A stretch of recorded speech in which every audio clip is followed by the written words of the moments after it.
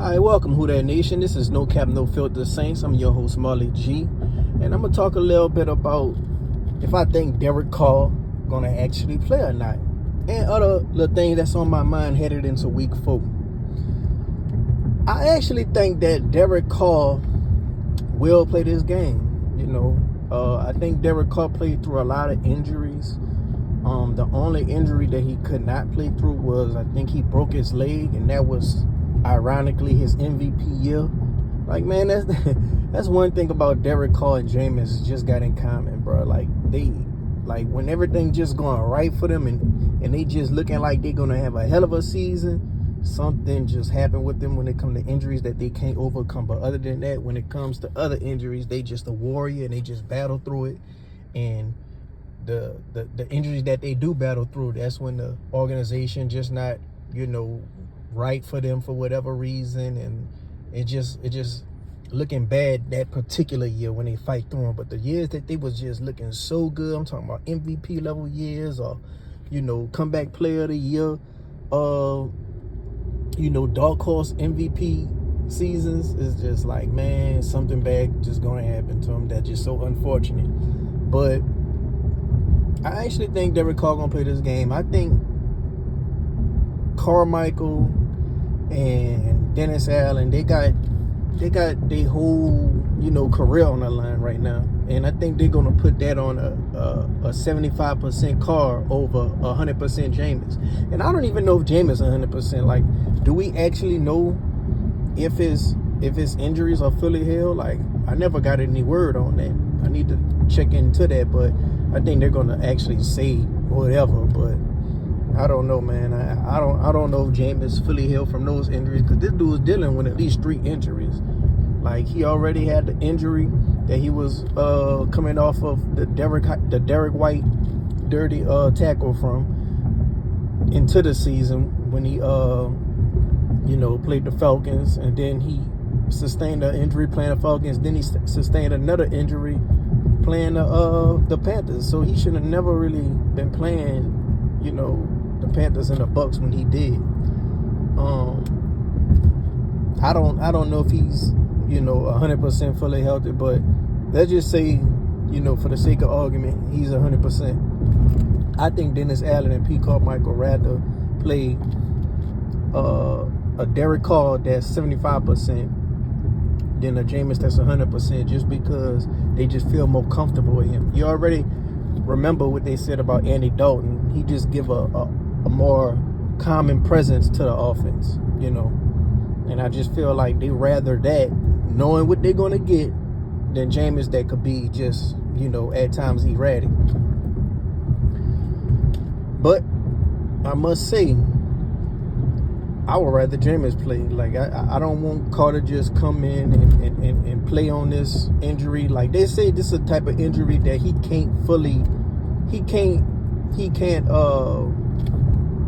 injure even more. Like, it's just going to heal on its own, and it's just about the person, like how bad could they, how pain tolerant they are. Drew Brees he had the same type of injury, and he didn't throw the ball all week, and the following week he threw 5 touchdowns. But Drew Brees had a better O-line. I'm pretty sure Drew Brees had a better O-line. Like, this is the O-line that just got him injured. Not only is this the O-line that got him injured, you down a starter. So Ruiz ain't going to be playing. It's going to be Pete. So it's going to be Andrews Pete at right guard, and it's going to be James Hurst at left guard. So do you really want to play your quarterback the week after he got injured behind the same O-line that got him injured? Not only is it a week apart, it's down 1 starter. And on top of that, the Bucs have a good front 7. Now, they got some injuries. Vita Vea, he's questionable. Devin White is questionable. Cansey is not playing. He's out. Who else is questionable? I think one more person is questionable. I'm not sure if it's Shaq Barrett or Levante David. But they got some injuries along their front 7. So, but I think them guys are going to play. Another guy that's questionable in their secondary is is Carlton Davis. But I think the Bucs know everything that's on the line. I don't think they want to fall behind the 8 ball and lose a division game and be 2-2. I think they know everything that's at stake right now. This is not a must-win game by any means, but this is a very important game. Like this is a game that sets the tone for your season. Like going 3-1 and being up, 2-0 in our division is very, very important. So if the Tampa Bay Buccaneers don't want that, they're going to bring their A game, and I'm pretty sure that they're going to play some people out there that they kind of will want to rest too. But you got to remember, the Buccaneers are coming off a short week. Like, they just played Monday night. And some people feel like that's probably one of the reasons why we lost to the Packers. Because we was coming off a short week when we had to play the Panthers. That make a difference, especially when you're coming off a short week and you're the away team going to somebody else's house. That make a difference. But I don't think that was the reason why we lost. I just think the reason we lost simply because the offense was not sustaining drive, let alone scoring, which kept the defense on the field, and the defense was getting tired. Now, I don't think the defense was just gassed like that, like everybody just saying. I just think they just got lucky with a few flags. Yadam was playing good defense. He was there, but you got to have your head turned. You got to have your head turned if you don't want them flags. Same with Alontae Taylor. Alontae Taylor was playing a hell of a game, some good defense, but on some of them defensive plays, you got to have your head turned around. You got to have your head turned around so you can face the ball. But yeah, they just got lucky with some flags, and they were just moving the ball down the field. And I don't think our D-line was just gassed, because our D-line wasn't getting home all game. So can't really say they was just gassed like that. But I think all 3 phases of the team could have played better. I think our offense, we damn sure could have scored, and if anything, just move the ball upfield. Like, hold the ball for 6 minutes and then punt. Like, just waste some time off the clock. Let the defense get a rest. Let the defense get a breather to come back and play lights out. And defense, like I said, man, you got to have your head turned around when you're the cornerback. You got to. And I feel like Marshawn Lattimore could have played with more effort. That's just me from what I've seen. And the kicker, he got to make those kicks. The punter, he got to do better when they come to punts, getting better field position for our defense. So I feel like in all phases of the game, we could have played better. But overall, we damn sure should have won that game. And I do think we won that game if Derek Carr did not get injured. I think we win this next game against the Bucs at home. I think that if Jameis Winston plays, I'm still comfortable just as much as Derek Carr plays.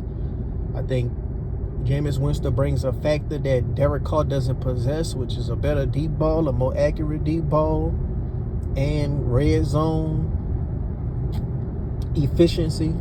Like, when it comes to these deep balls, a lot of times Jameis throwing that for 6. When it comes to these red zones situations, a lot of times Jameis getting that 6.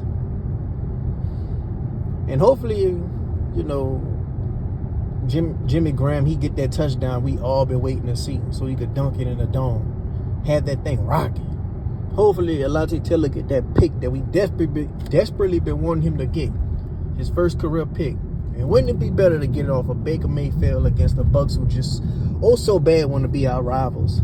Ain't that embarrassing? Like, you really arguing with somebody saying you're our rivals, that's just desperate and embarrassing. Like, I wouldn't, like, if somebody say I'm not your rivals, then cool, I ain't gonna make a big deal about it. But like, and it's crazy how everybody want to be our rivals. Like, you'll think the Bucs would just say, okay, well, let's just go be rivals with the Panthers. We already know we ain't rivals with the Saints. That's Atlanta and the Saints. Let's go be rival with the Panthers. No, they want to be rivals with us. That lets you know who the big dog in this conference, well, in this division is. It's the Saints. Everybody want to be like the Saints. Tom Brady wanted to come to the Saints. Drew stayed another year. All these players that Atlanta getting, Onyemata, Ellis, all these players that they just, confiscating off our rosters, come from the Saints. Terry Fontenot, they all come from the Saints. Panthers, when they tried to get their own version of Taysom Hill, when they got Tommy Stevenson's from us. All these players are just trying to do things like the Saints. All these teams, I mean. And it's kind of, what I want to say, satisfying, make us feel like we on our high horse. Because they can always emulate, but they can never duplicate. I don't know if I'm saying that right, but you get the picture. But I'm really looking forward to this game. This game has so many storylines within the game. Carlton Davis versus Michael Thomas. Carlton Davis, he got like a turf toe injury or something like that. He been talking a lot of noise to Michael Thomas, saying that he be locking him up, calling him slant boy. But now the tables have turned. You not 100%. Let's see how you go out there and perform. Knowing Mike Thomas wasn't 100% when he be going against him. Let's see how that is. The return of Alvin Kamara. We're going to see how that is. Alvin Kamara, he don't really have much success versus them linebackers. But like I said, that front seven banged up. So we might see a different Alvin Kamara come this time around. Plus, Alvin Kamara is fresh, ladies and gentlemen. He hasn't got hit one time. So these legs are going to be extra fresh coming into this game. And we in the dome. Can't forget Marshawn Lattimore versus Evans. Evans, he trying to put his best foot forward to showcase he still got it for the next team that he's going to sign with, because it don't look like he's coming back to the Bucs. And Marshawn Lattimore, he wants to be respected as one of the best cornerbacks in the game. And right now, he's still not getting that respect. So the best way to do it is to go out there and go shut down Mike Evans again. What you've been doing your whole career thus far. I think he only had one good game against Sean, and that was like 2018, like one of the early weeks. Other than that, it's been lockdown city. But Mike Evans is off to a good start this year. Like they whole offense damn them, because their run game ain't really about nothing. And Chris Godwin, I just think he been banged up a lot, and it's starting to catch up with him, and he ain't really been producing like that. So Mike Evans been really carrying that offense, and Baker been getting that rock to him. And that's all you can ask. Get the rock in your playmaker's hands. And if you could shut down their biggest playmaker, you should be able to win the game with ease. But Chris Godwin always give us a rough time, so we still got to watch him. So I expect Alontae Taylor to follow him, and I expect Sean to follow Evans. This is going to be a good matchup, ladies and gentlemen. I'm very excited for this matchup and very interested to see all the matchups. They also got Wirfs playing at left tackle. Wirfs used to play at right tackle, and he used to do a pretty good job on Cam. Cam got him a few times. Cam did get him a few times, but for the most part, Cam ain't never dominate him consistently. But now that he's on the left side, it's going to be interesting to see how Carl Granderson, has this matchup with him. And it's going to be interesting to see how Cam is going to, get to the quarterback with the next right tackle that they're going to have in place. Other than that, man, we're just going to really see.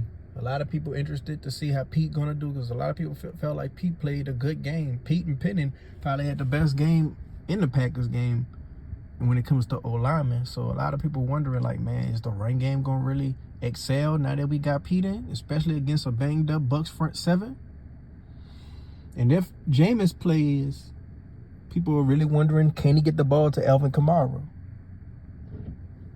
But if not, people feel like he damn sure get the ball to Jawan and he damn sure get the ball to Mike Thomas.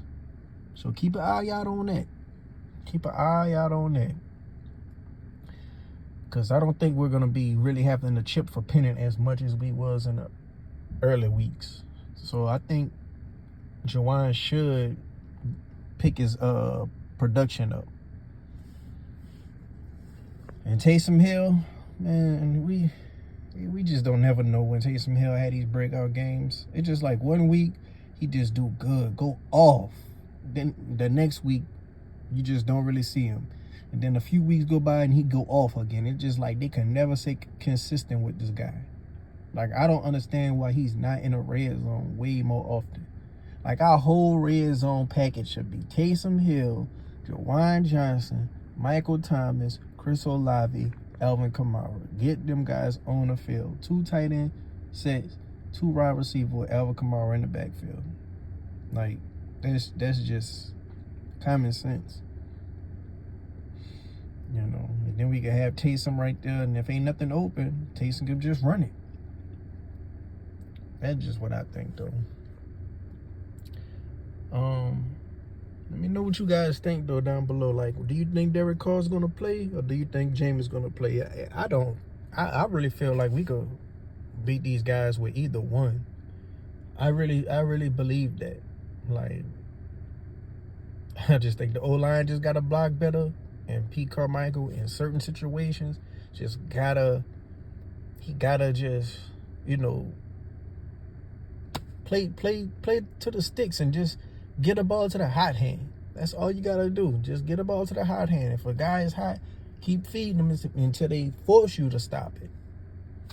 Other than that, I just think our whole season gonna rely on this offensive line play, Doug Marrone, getting them right with the schemes, getting them right with knowing their assignments, Pete Carmichael drawing up the right plays in good situations, and Dennis Allen, he has to be the head. Like, when he sees something falling apart, he needs to get on that ASAP. Go on the sideline, get in people's face, tell them they need to get it together. Because that's the only thing holding this team back, man. The coaches and the player of the O-line. And I think the player of the O-line just stem from the coaches. But if I was a betting man, I would say that Derek Carr is going to play. He was throwing the ball Friday. I'm pretty sure he's going to be out there playing. And I just feel like they just trust him more than they trust Jameis. Now, I'm very fine if Jameis do come out there and play. Because maybe they just, you know, making Tampa defensive coordinator stay up at night longer than he want to. And they're going to just throw a ball, you know. They're going to just throw the ball, throw whatever they're going to do out right before the game. Like, game time decision. Which I think it is actually a game time decision, but at the same time, I think they know in the back of their head they won't call out there. Especially if he wasn't missing a beat in practice. I just want to know who was running with the ones more. Like, was it Jameis running with the ones more, or was it Carr running with the ones more? But I guess they ain't going to give up that information. But let me know in the comment section down below. Like, subscribe, and share this video. Who y'all think going to start, Carr or Jameis?